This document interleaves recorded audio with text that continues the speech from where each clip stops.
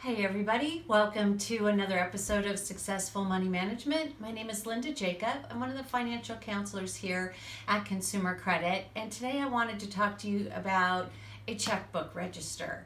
I noticed that most people don't even carry a checkbook anymore, let alone a checkbook register, but take it from someone who worked in banks for almost 20 years. You want to keep a checkbook register. And we want to do that because the checkbook register will always tell you how much you have left to spend. When you sign on to the bank, that's the bank telling you what they think you have to spend. But if something hasn't cleared or come through your account, then it thinks that the money is still there, and you might too.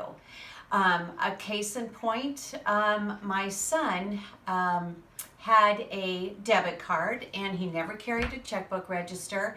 And when you swipe that card, that machine sends out a ping to the bank and says, hold on to this amount because you're there spending it.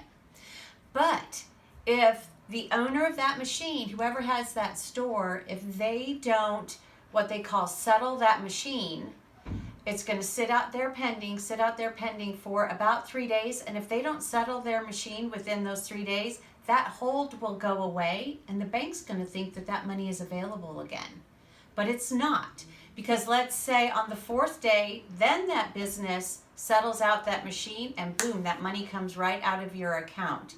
Well, my son actually got caught with that. That money was on hold. And then all of a sudden it wasn't, so he spent it.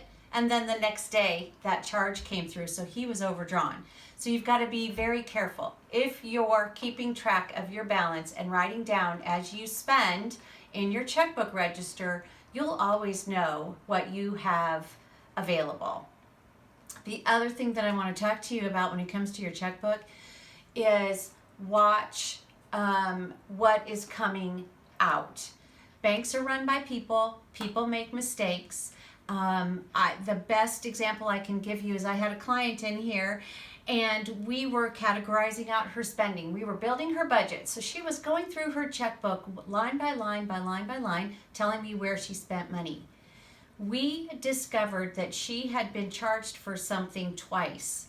It was a $99 item. If we had not been doing that exercise, they would have been paid $99 twice and she never would have caught it. So you've got to keep an eye on your checkbook. Keep your balance, the balance that you know that's in there, keep that. Keep it updated every time you spend money, or at a bare minimum, get your receipt, throw it in your checkbook register, and at the end of the day, write everything in. Do that as a bare minimum, but keep track yourself, because you can't just go by what the banks say. I want you to have as much money as possible to reach all of those financial goals. That's part of the reason I wanted to just cover this with you, but also just to let you know that, we work too hard for our money. Let's not let it just float out of our checkbook. So with that, I will talk to you next time, and if I don't see you, have a nice 4th of July.